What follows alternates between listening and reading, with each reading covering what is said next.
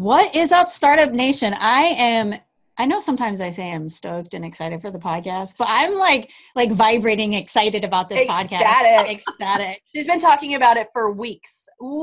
Yes. And so this is a very special podcast, and it's so cool because we actually have two people with us today. Two of our faves. Yes. I said, I don't know if I'm excited to talk about the topic as I'm excited about having these two people with us today. So, well, I'm going to keep it secret. Hang on. I'm going to keep going. I'm going to make them wait. Oh my goodness. Okay. Hold tight, guys. So today we're actually going to be talking about profit first. So really how to make your business profitable, whether you're in private practice, group practice, maybe you're diversifying your income, maybe you're a coach, consultant, I don't know, or maybe your wife is a therapist and she's making you listen to this and you have your own business. It's still good for you too. But before we get started with all of that, we hope that you guys listened to our podcast last week with Nicole Leola talking about multiple streams of income. And if you're a loyal member of Startup Nation, we wanted to say thanks. We want to say thanks for listening in every week. We really appreciate you. And if this is your first time, we want to say welcome. Yes. And we want to introduce ourselves, right? Because you're so excited. You forgot to introduce the podcast and ourselves. So welcome to the Private Practice Startup Podcast. And I'm Kate. This is Katie. We're excited to have you here. And we've got really exciting guests for you guys today. I know you're on pins and needles waiting to hear who it is, right? Someone's taking a selfie of us as we speak. So much fun. There's a little hint. I wonder if you guys know who it might be. That's good, right? And another hint is someone's drinking a beer on the podcast. I wonder who that might be. Well, she's better known as Wine usually. Oh yeah? Every time I'm a big wino. So yeah. She has a very special monthly thing with her group. But anyways, so what I was saying is, thanks for being, this is your first time listening to us, you joined us at a really good podcast to listen to. So we want to say thank you. And we have a gift for you. Head over to the privatepracticestartup.com, go to the resources tab and download your A to Z cheat sheet, essentials for building and growing your dream practice. Okay. I can't wait any longer. Oh my goodness. Okay. So I gotta say his name because I like to announce it like WWE. Okay. Ready? All right. You say them both. Okay. I'll say them both. Ready? Okay, ready? So drum roll, please. I don't know if our podcast editor doesn't like that, but that's okay. That's fun. Ready? So our first guest with us today is Ernesto Segismundo. Yay! Ernesto, you have such a fun last name. I love saying it like that. And actually, this year, in 2017, I had the pleasure of flying to Greece and actually meeting Kat Love. And then the next month I had the pleasure of flying all the way to LA and actually meeting Ernesto face to face. Yes. That was so exciting. And I was living vicariously for you during those times. And Ernesto will be in our neck of the woods in February. So we are getting together and that will be fun. Looking forward to it. Yes. And we have a food lineup, right? That's what I'm waiting for. Oh, of course. I'm the foodie. I got us covered. Don't you worry. There you go. And then our awesome second guest is the lovely, talented, super badass Mrs. Laura Long. Yeah, what's up? So excited to have you both here. From your badass therapy practice. So Ernesto and Laura have been guests with us previously. Ernesto is the owner of Cab Family Therapy as well as filmit.com. And I spell filmit wrong every time. So it's FYLMIT. I don't know. I like to put the Y after the L. It just looks better to me. But then I have to realize the Y is really for the I, and that's what makes sense. It's funny because I'll post about it, and Ernesto's like, "Kitties, he'll post a comment." Right? No, it's the other way. You spelled it like wrong. every single time. Every time.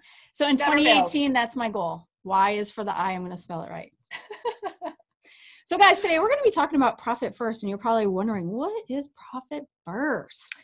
And before we dive into that, let's just take a quick moment to thank our sponsor. Today's sponsor for our episode is Therapy Notes.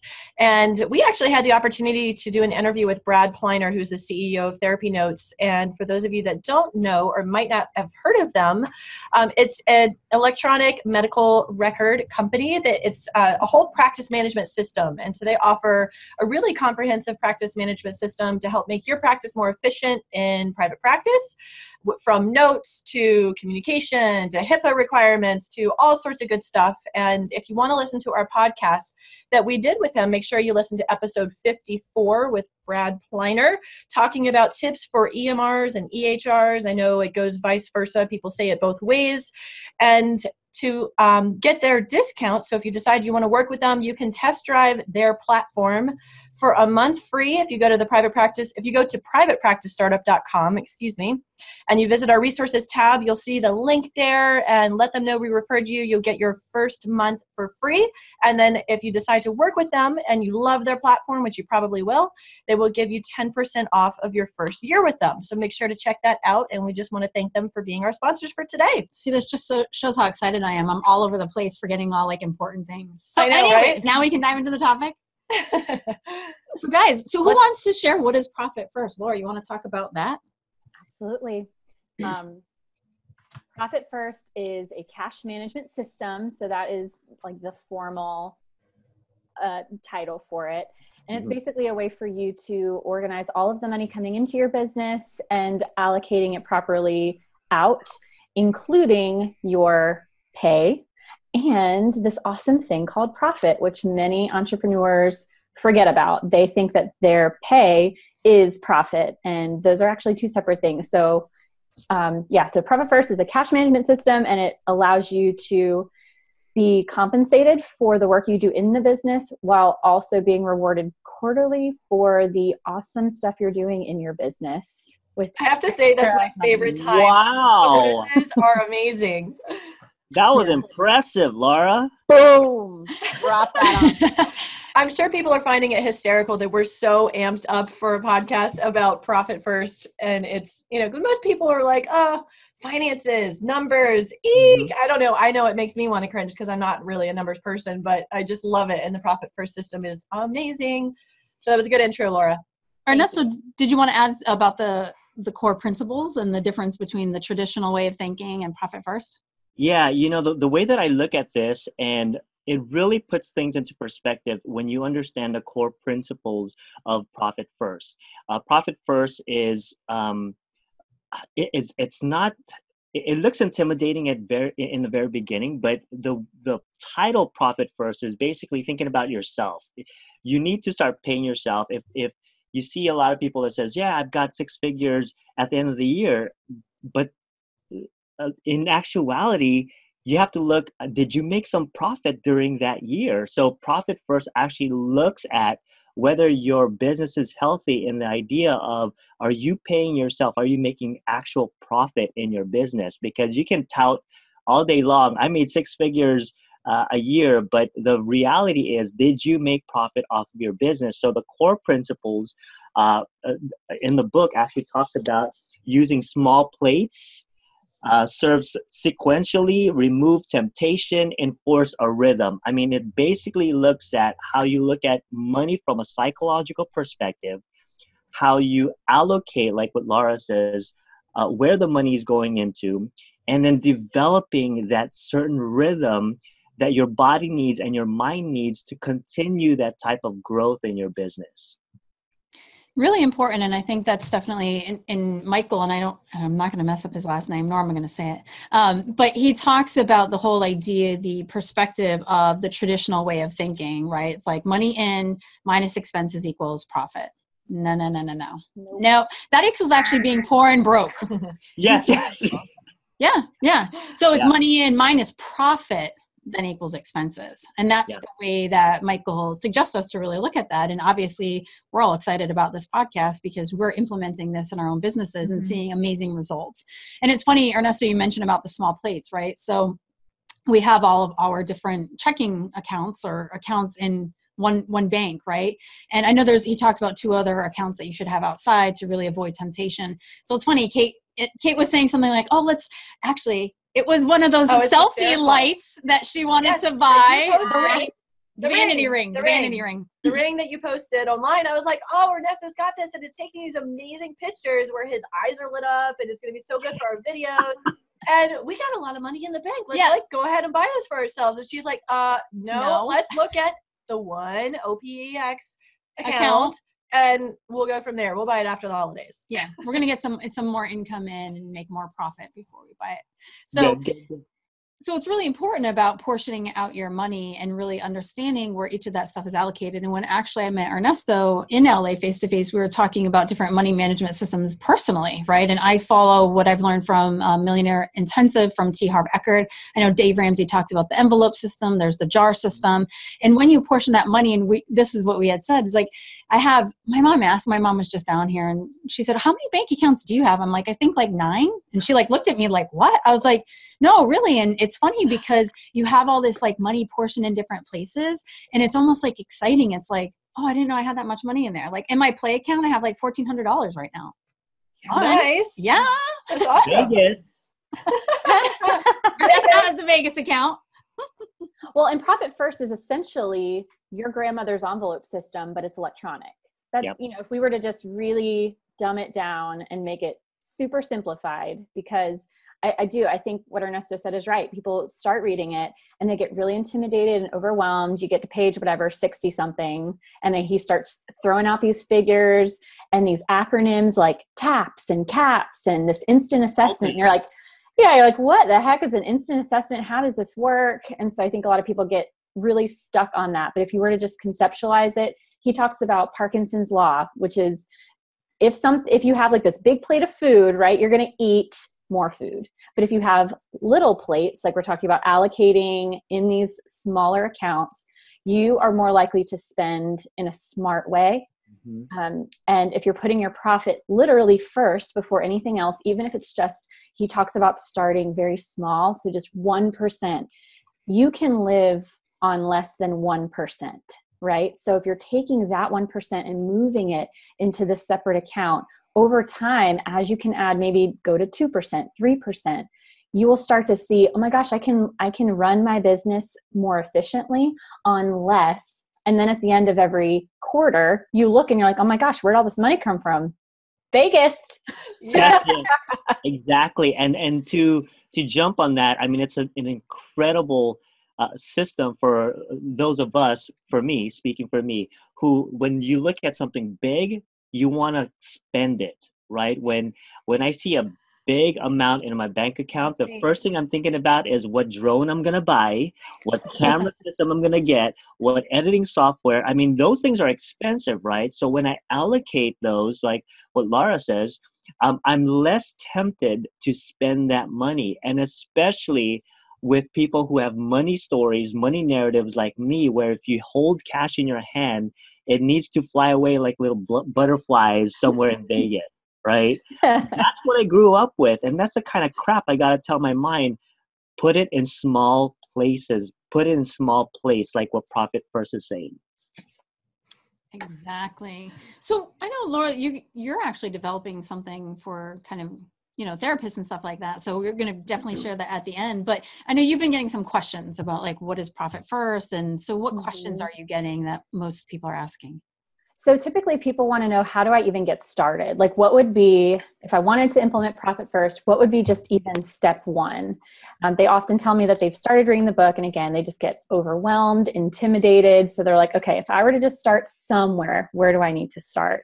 And so that's when we have that conversation about the different bank accounts. And so the first step, just like with anything else you do, the first step is the most difficult.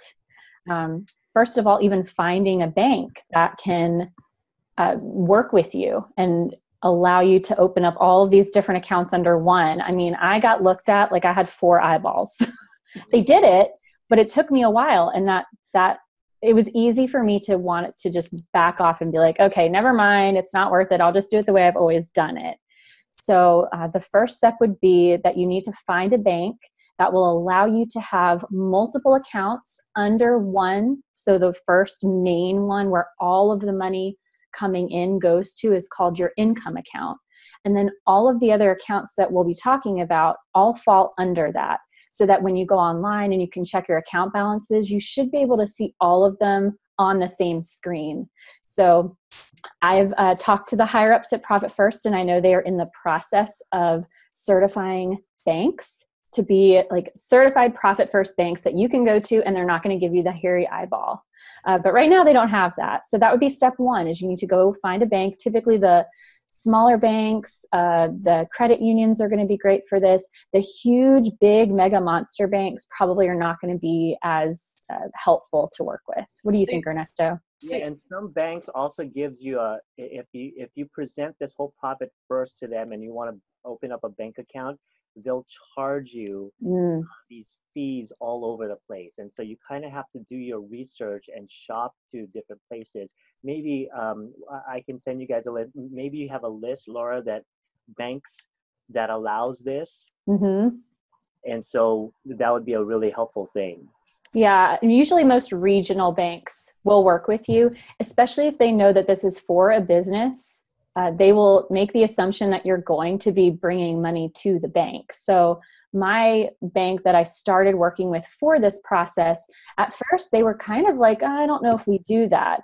But then when I made sure that they knew this was for a business that does generate income, they were like, oh, this isn't just like a personal weird thing you have. This is for an actual business that you would be bringing to our bank. Yes. Okay, we'll work with you. They like that, right? Mm-hmm. They like that. Bring money to them and they're going to sing your tune. Laura, what bank do you use? Mine is a regional bank. It's called First Citizens. So it's kind of in the southeast. I looked the other day to see how many branches they actually had. It seems like they're pretty much in like a couple in Georgia, South Carolina, North Carolina. So if you're in the southern parts of the country, then you'll probably find one.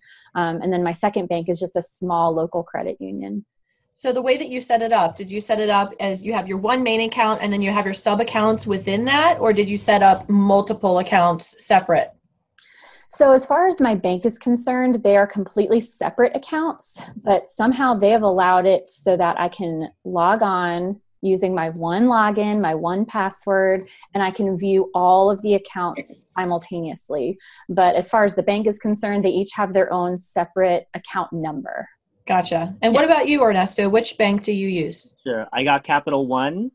And then my two accounts that are, I'm going to go into this real quick, the No Temptation accounts. It's actually First Hawaiian Bank.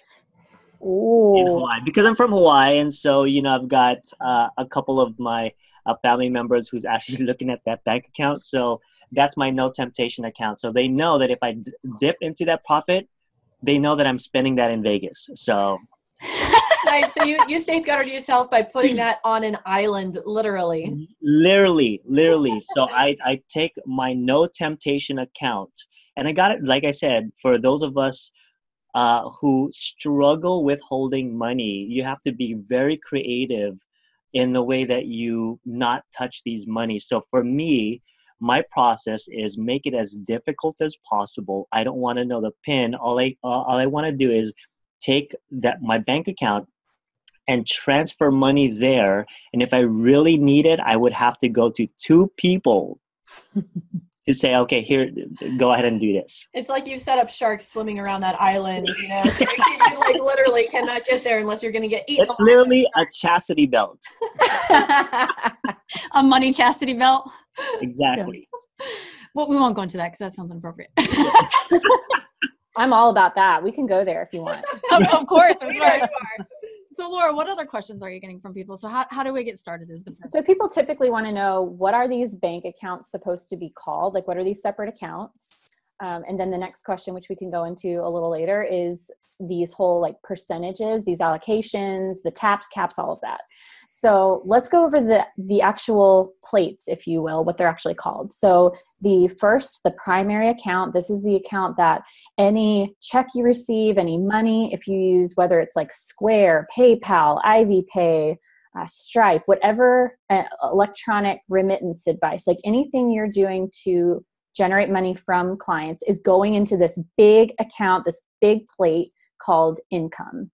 And then there are 4 other plates underneath it, if you were to conceptualize it that way. And so the first one literally is, what do you guys think? Profit!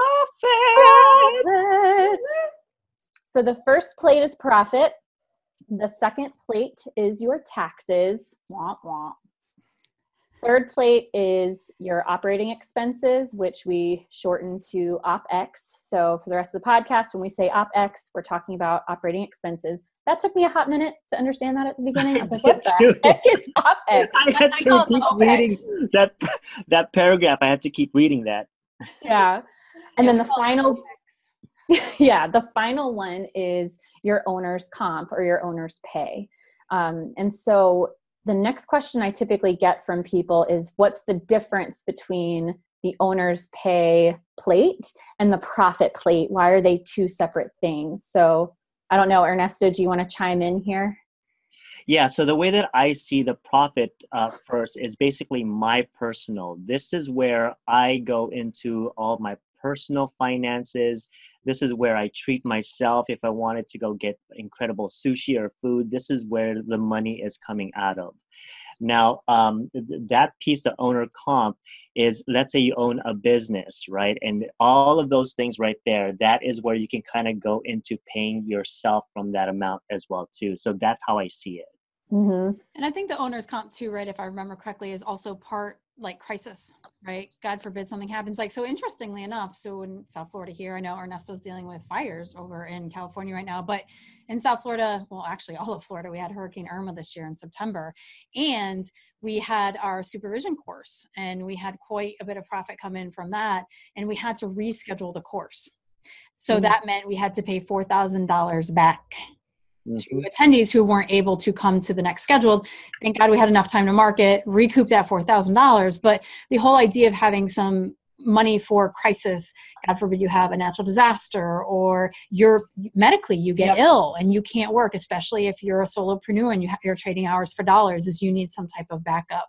And then of course it's also your bonus stash. Absolutely. So every quarter is being able to pay yourself a reward from that bonus stash. Yeah. That's the most exciting. Yeah, and also within that, so my group practice also pays for any of my employees that want health insurance. So it also comes from that to pay for my health insurance. So for Anthem Blue Cross, because I don't have any health insurance from any other company that I work for, within my group practice, it's set up where I get health insurance and also offer that to my employees. But for that owner's comp, that's where I pay a lot of my medical expenses. That's interesting. So for me, I'm a solo practitioner, so I'm just an N of one. So the way that I conceptualize this is that the owner's pay account is what I get because I work in the business. So because I see clients, I'm entitled to some amount of pay, right? And so owner's comp is just that. It's nothing flashy, sexy. It's nothing shiny. It's just because I work in the business X hours per week, I am entitled because I'm an employee of this business to make this amount of money. And then the profit, this is how my business was able to go above and beyond to become more efficient, to save more money, and to earn more above and beyond what it needed to run. And so my reward at the end of each quarter is whatever's in that profit account. And because I'm a solo practitioner and because no one else owns the business, I don't have any stakeholders, I single-handedly get to cash whatever is in that account, that profit account at the end of each quarter, and spend it on pretty much whatever the heck I want to. Beer, Vegas, all those things. Yeah. Wait, Ernesto, you forgot food. And food, exactly. Yeah. And GoPros. So one of the important things, and I know Ernesto talks about like his money narrative, and his money narrative, it's been difficult to hold on to money. And then there's other of us. For me, I have been a money hoarder, right? And so what happens is money is energy, right? So if money is stagnant and just staying there, right, and we're not using it to create good energy, it can't flow, it can't move. And so part of paying that portion to ourselves quarterly is creating good positive energy around paying yourself and the good that feels, because the more that you're doing that, the more money can be created into your life, right? You feel good about that. So I know in the Millionaire Mind or the JAR systems or things like that, they talk about the play account. So for me, that was hard, right? Because I'm more like, well, let's spend on what makes sense and let's, cut expenses here. But really rewarding yourself and feeling good about that is so important, because we do work hard for our money. And so we need to feel good about that. And, Laura makes a really, she talks a little bit about the mini plates. The two most important that you have to be thinking about is one, the profit, and the other is a tax. and making sure that you've got some money going into those. Now, when you start putting those money, allocating the money into those areas, the no temptation account, it's actually incredibly empowering. That, I think, those two areas right there, when you can, when you have the willpower to put the money in there, it actually increases the psychology of doing it repetitively. And it's really empowering to see that. You go, wow. And it also puts your business up against whether or not it is healthy. And one of the things I think, Ernesto, that you point out that's really important, and I've heard this time and time again, and I know Laura's talking about the 1%, even if it's $1, it's not about the money at first, it's about the habit of it, right? So when we can create a very specific habit and we do it consistently, it's important because then that generates the movement, right? That generates the flow of it all. And that's the really cool thing. So it's not, so for those of you listening, I don't want you to think about like, oh, I don't have a lot of money right now. It's not about that. It's about creating the system and the habit. Yep, exactly. So let me just give an example how this looks like. So in the very beginning, Laura was saying, put 1%, right? Now I'm at about 5% on putting money. I started with, because it was hard for me to go 1%. Okay, put that in there. And I had the temptation of, I need it back. Let me get it back, right? But when you start putting that in every quarter, you start increasing that percentage. 1% is just the suggested amount to put in there. But if you feel like, okay, I'm going to put 5%, you can actually jump onto that if you want to. So there's no concrete on how much percentage you should put in there. Mm-hmm. Yeah, and before we got started on the podcast, one of the things I had shared, so we apply Profit First to our business, the Private Practice Startup. And one of the things, because we're an online business, when you're an online business, you don't have those, tangible expenses. We're paying for things like Zoom and stuff like that on a monthly basis. We don't have overhead. We don't have overhead. So we've been actually able to decrease the percentage of what we put in for our operating expense and increase our profit, which is also really exciting. Yeah. Absolutely. And then as far as how to know what percentage to put in, that's often a common question too. It's like, well, you guys are talking about like 1% and 5%, and where is all this coming from? So one of the figures in the book actually lays it out based on how much you make. And the first column of this chart is $0 to $250,000 per year. And then it goes up. And so as far as I'm concerned, the practitioners that I'm working with are in that first column. Like there's no need to look at the whole rest of the figure. Yeah, there's Ernesto showing it. Page 62, I think. 68. Oh, wow. Almost. I was close. 68. And so when you're right.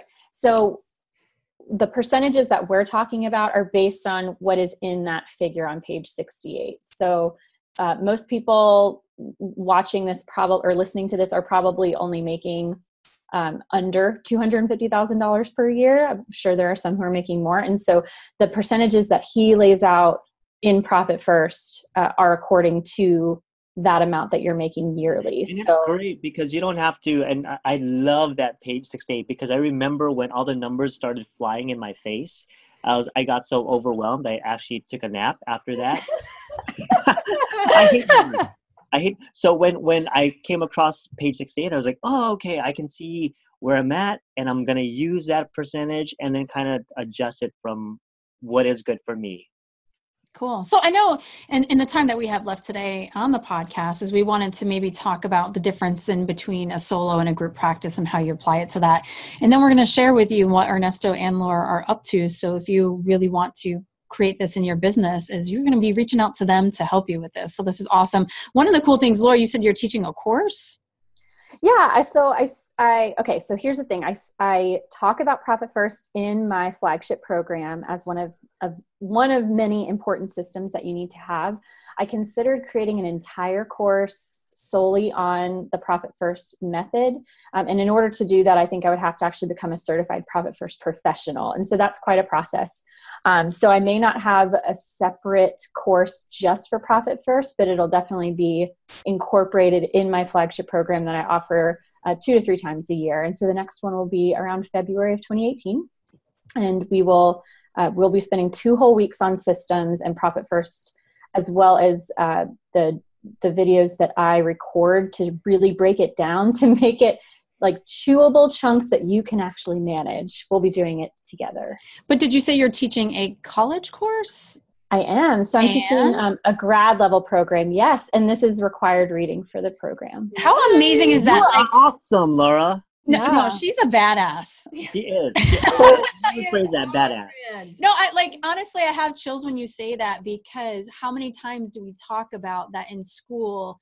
We're constantly told you're not going to make money in this field. Then we go into community mental health because there wasn't anything and we're not going to make money in this field. And you, my friend, are changing and shifting that by requiring this book. And I think that's so freaking awesome. Yeah. I love that. I love it. So you're creating wealth. I'm back. Namaste to you, bowing down to you. I think that's amazing. So appreciate you changing, the mindset of our field. Definitely. Thank you. Yeah. So let's talk about the difference between applying this to a solo practice or a group practice, which Ernesto has. Where do you want to start, Ernesto? Sure. So I have about, I'm going up to 7 employees soon. And so I got to make sure that they're all paid for, right? I mean, that's the main thing. So like Laura was saying, income comes in from all of the Square, Stripe, whatever accounts that we have, it all checks, cash, everything goes into that big pile. So the way that I would work with this is making sure that the operating expenses where I pay all of my clinicians are coming from the operating expense. Now, I had to ask my accountant if that's right or wrong or whatever to do it. But because the way that I set up my group practice and also the taxes and the accounting, he suggested to have it come out of the owner's comp, the expense. So that's where, the operating expense. So that's where I pay that account where where I write the checks to my clinicians come from that space. So when I give that sheet to my accountant and the tax guy, he goes, boom, here it is. And he'll take care on his end on what to do with that. And Laura, what about you? So it sounds like maybe the biggest difference between a solo practitioner who's just in business by themselves versus a group is how to handle the independent contractors you have or the W-2 employees you have. It seems like those would pretty much be the biggest differences between the two. Because as Ernesto was talking, I was like, that sounds complicated. So when you look at the instant assessment and you look at, there's a place, a row there that says it's like materials and subs or something. And so if you are a solo practitioner and you just rent an office, you have there's $0 in that. That is not even a consideration. Whereas I think depending on maybe the size of the group practice, where that money might be allocated from, materials and subs might be a consideration. But when you're just an N of one, you're just solo, really all of your expenses are just all coming out of the OpEx account, whether it's your liability insurance, things that are more regular, your Psychology Today profile. And then there are things like, boxes of tissues, and those will all come out of OpEx. So it's actually very simple, I think, for individual practitioners. Yeah. Laura, maybe you can speak to this. Because I have a group practice, I had to really, now with filmit.com, I also implemented the profit first because it's just me, right? It's just me. But with my group practice, it's a little bit different. I'm still struggling with this idea of seeing profit first from a group organization, group practice perspective, because a lot of the writing, a lot of the chapters are geared towards, Laura, like you said, more individualized professional entrepreneurs and businesses. So that's how, I kind of go back and forth with that. Maybe, Laura, you can point me to someone that can kind of go, okay, this is what we do in group practice. It's really difficult and complicated. Well, I'd love to plug Maureen Werbach. Am I pronouncing her name right? She is a group practice owner in Illinois, and me and her talk one-on-one a lot about profit first. And I know that she's had Mike Michalowicz on her podcast before. She's a successful group practice owner. So just to plug her really quick, she's great. I'm glad you said that because I'm in a mastermind with her. She's amazing. You need to ask her about this. Yeah, so she can definitely help you out and hopefully answer any questions that you have. Because when it comes to, that's why when I did a blog post recently, actually, where I did a whole video. It was like Profit First 101. And I made sure to tell everybody that this is specifically for individual group or individual practices, not for groups, because when it comes to group practices and how to implement this, it can get pretty hairy.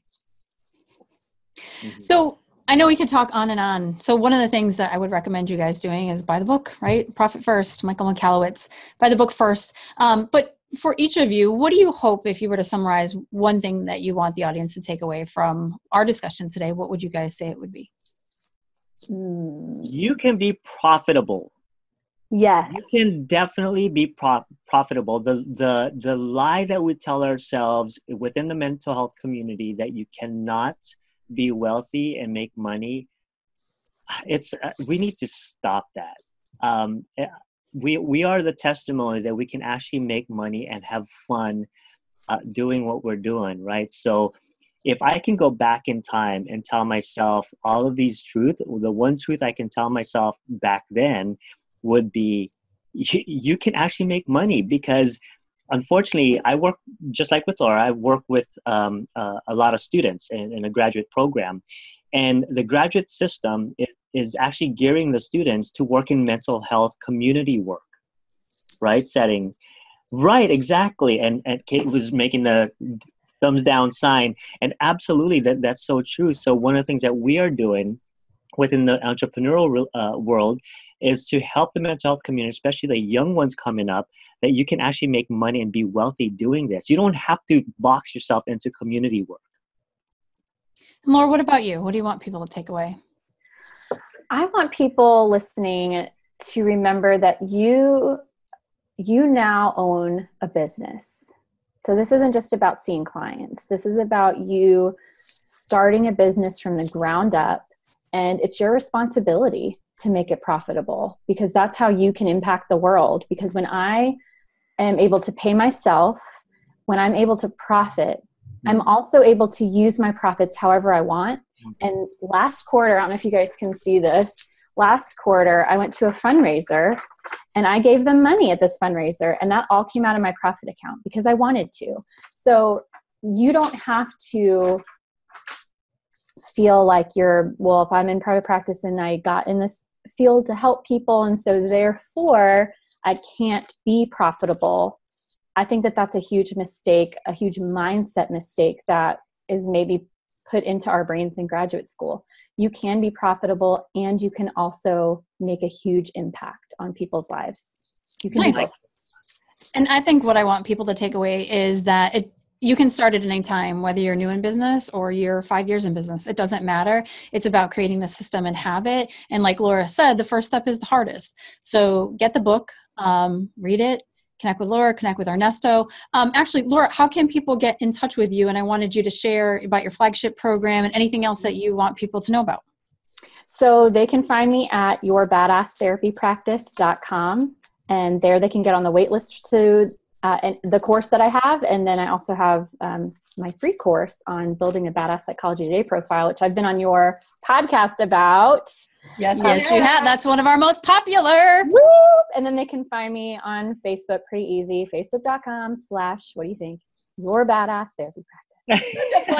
Such a fun name to say. Badass Therapy Practice. And Ernesto, what about you? How can people get in touch with you, and what do you have to offer to our community? Sure. I would love, that's a really good one. I wasn't prepared for that one. But you can visit my website, filmit.com. There's a link there to friend me on Facebook. And like I said, I don't have any friends and family on there. It's only colleagues and students and other professionals. And what I love to do is just to engage with you. On my end, I do a lot of videos and teach you how to do promotional videos and all those things.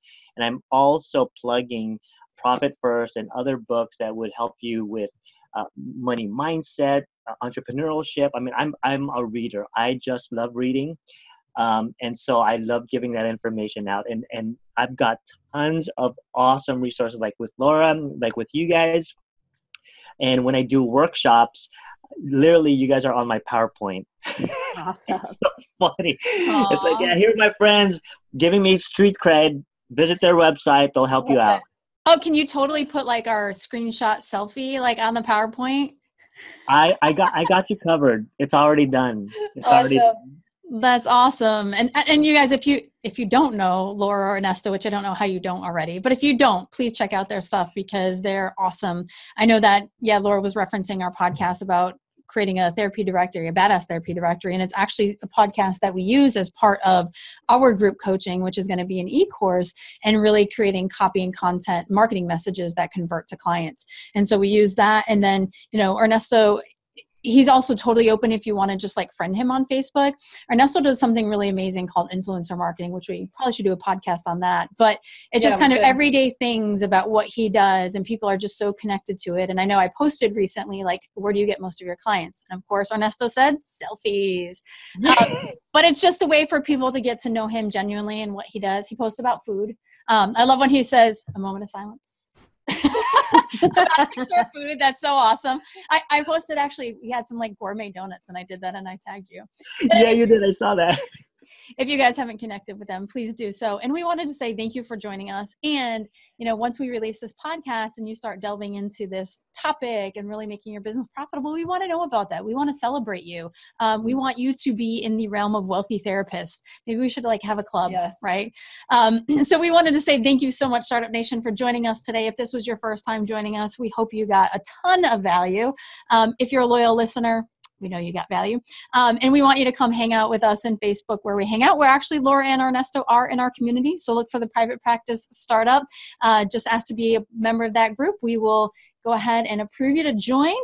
And then next time we are going to be talking to Elvita, and she is going to be talking about how to promote yourself without being salesy, which I think is so important because that salesy word is kind of like a super turnoff. Yeah, people see it as sleazy, and therapists are, even with the sales word, they're just like, eek. Yeah. So I'm really excited about that podcast too. So make sure you guys check out our show notes for all the resources, tips, and everything that we talked about today. It's going to be right there. And we will see you next time, Startup Nation. Thanks for allowing us to inspire you from startup to mastery.